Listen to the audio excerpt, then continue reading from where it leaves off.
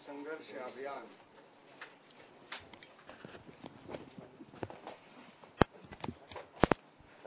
आम्ही सुरू केलेलं आहे। ह्याची सुरुवात डोरली या गावावरून केलेली आहे। 2005 साली डोरली या गावामध्ये गावकऱ्यांनी एकत्र पंचायत घेऊन एकत्र येऊन डोरली हे गाव विकणे आहे अशी जाहिरात दिली होती आणि त्या डोरली गावाने जाहिरात दिल्यानंतर शेतकऱ्यांच्या आत्महत्या आणि शेतकऱ्यांचे प्रश्न ऐरणीवर आले। त्या गावाला मुख्यमंत्री, उपमुख्यमंत्री, पंतप्रधान आणि राहुल गांधी यांनी भेट दिली आणि पंतप्रधानांनी विदर्भाच्या अमरावती विभागासाठी एक पॅकेज जाहीर केलं। त्यानंतर राज्य सरकारने वेगळं पॅकेज जाहीर केलं। आता या घटनेला 3.5 वर्ष पूर्ण झाली। त्यामुळे ज्या गावामुळे हे सगळं झालं त्या गावाला ह्या सगळ्या योजनांचा काही लाभ मिळाला का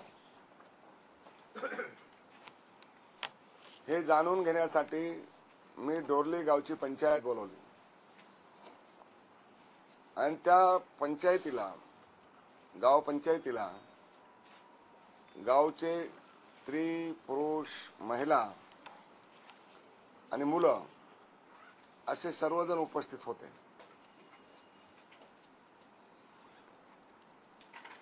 तीन वर्षापूर्वी जी गावची स्थिती होती तीच आज आहे। त्यामुळे पंतप्रधानांच्या पॅकेजची गाय, म्हैस वगैरे त्यांना काही मिळालेलं नाही। मुख्यमंत्र्यांच्या पॅकेजमधूनही त्यांना काही मिळालेलं नाही।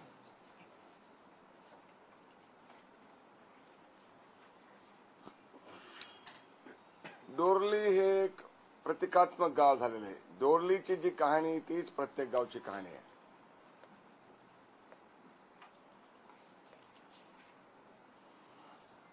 आणि म्हणून केंद्र सरकारने आता गेल्या बजेटमध्ये 71,000 कोटी रुपयाची कर्जमाफी घोषित केली, पण ती 3 वर्षात आम्ही कर्जमाफी देणार अशी भूमिका घेतली।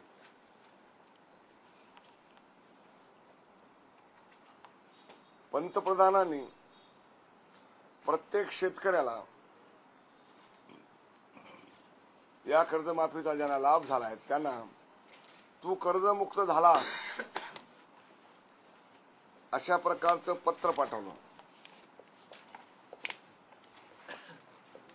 आणि नाबार्डने सर्व देशातल्या जिल्हा बँकांना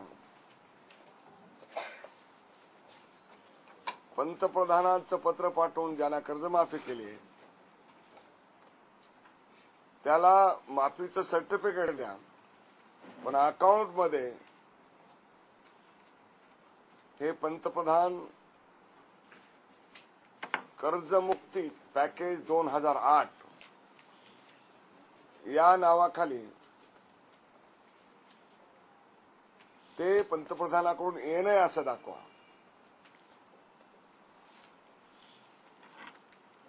महाराष्ट्र राज्यात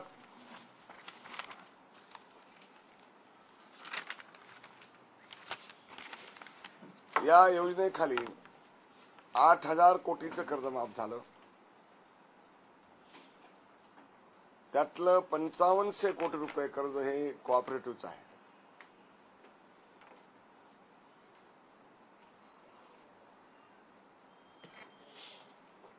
या 5500 कोटी रुपयाचा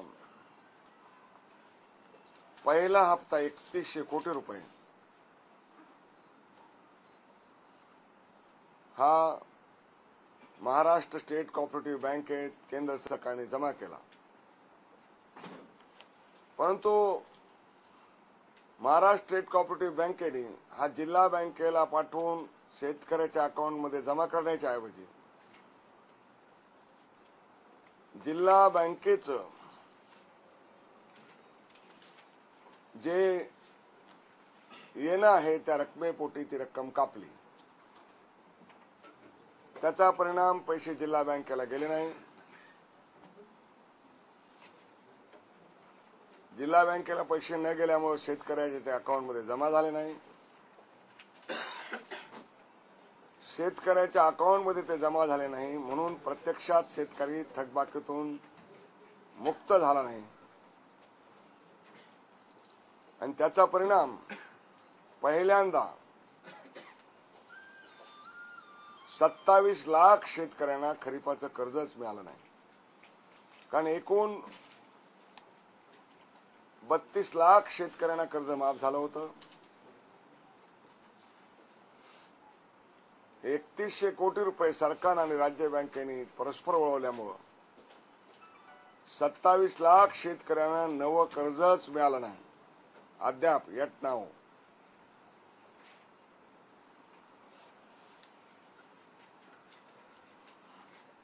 आणि त्यामुळं कर्जमुक्तीच्या निर्णयामुळं शेतकऱ्याचा तर काय लाभ झाला नाही, फक्त बँकांचा लाभ झाला. ही कर्जमुक्ती बँकांसाठी की शेतकऱ्यांसाठी? आणि त्यामुळे ते 27 लाख शेतकऱ्यांच्या नावाने कर्जही जमा झालं नाही आणि त्यांना नवं कर्जही मिळालं नाही आणि पुढेही मिळण्याची शक्यता नाही. आपल्या जिल्ह्यापुरतं जर नांदेडच्या बोलायचं झालं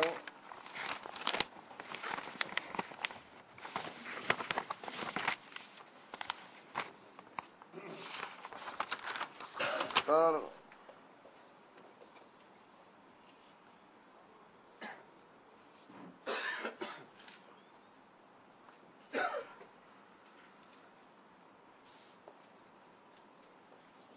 आपल्या डीसीसी बँकेने एकही नया पैशाचं कर्ज या वर्षी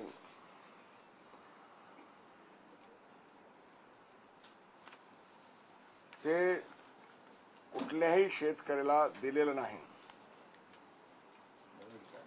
होय होय नवीनच.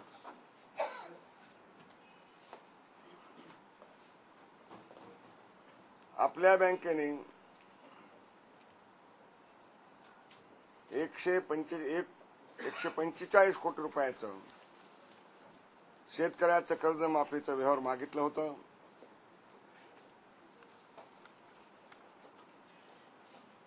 फक्त 71 कोटी रुपयाचंच कर्जमाफी मिळाली आणि हा 71 कोटी रुपयाचा जो हप्ता आला होता तो महाराष्ट्र स्टेट कोऑपरेटिव्ह बँकेने नांदेडचं येणं आहे म्हणून कापला. हे 71 कोटी रुपये जर नांदेड बँकेला मिळाले असते तर कदाचित एवढं तरी कर्ज शेतकऱ्याला देता आलं असतं. आणि त्यामुळं यावर्षी महाराष्ट्राच्या शेतकऱ्याला कर्जच उपलब्ध होऊ शकलं नाही म्हणून त्याला सावकाराकडे जावं लागतंय, जमीन गहाण ठेवावं लागते, दागिने गहाण ठेवावं लागतात, जनावरांचे दाखले ठेवावे लागतात. आणि त्यानंतर आपल्या राज्याचे नवीन मुख्यमंत्री श्री अशोकरावजी चव्हाण यांच्या मंत्रिमंडळाने 6008 कोटी रुपयाचं नवं कर्ज माफ केलं आणि या कर्जाचा मुख्य भर हा कर्जमाफी नसून कर्ज वसुली आहे. 1997 पूर्वी थकबाकीत असलेल्या शेतकऱ्यांना तुम्ही वन टाइम सेटलमेंट केलं, एकदम पैसे भरले तर हा माफीचा लाभ मिळणार आहे. म्हणजे तुमच्याकडे 1 लाख रुपये बाकी असेल तर 80 भरा 20 मिळतील. 1 लाखच्या पेक्षा जास्त 2 लाख कर्ज असेल तर 1,80,000 भरा, 20,000 मिळतील.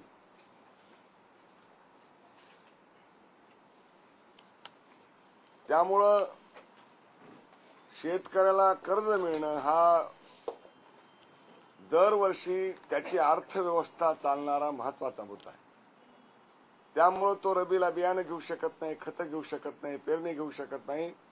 ही या कर्जमाफीमुळे त्याला उपलब्ध असलेली पत व्यवस्था उद्ध्वस्त झाली. त्याचा लाभ तर काही झाला नाही, पैसे तर बँकेतच जमा झाले. त्यामुळे पंतप्रधानांचं विदर्भाचं पॅकेज असो, मुख्यमंत्र्यांचं विदर्भाचं पॅकेज असो, आता झालेली कर्जमाफी असो, कारण ते बँकेत 1,80 भरले तर 20 माफ होणार, म्हणजे बँकेचेच 1,80 वसूल होणार. ही सगळी पॅकेजेस हे बँकांना सशक्त करण्यासाठी आहेत. बँकांना सशक्त करायचं असेल तर केंद्र सरकारने बँकेला मदत करावी वेगळी, परंतु याचा शेतकऱ्याला लाभ नाही. आणि म्हणून माझी शेतकरी या संघर्ष अभियानात मी मागणी करतोय की 27 लाख शेतकऱ्यांचं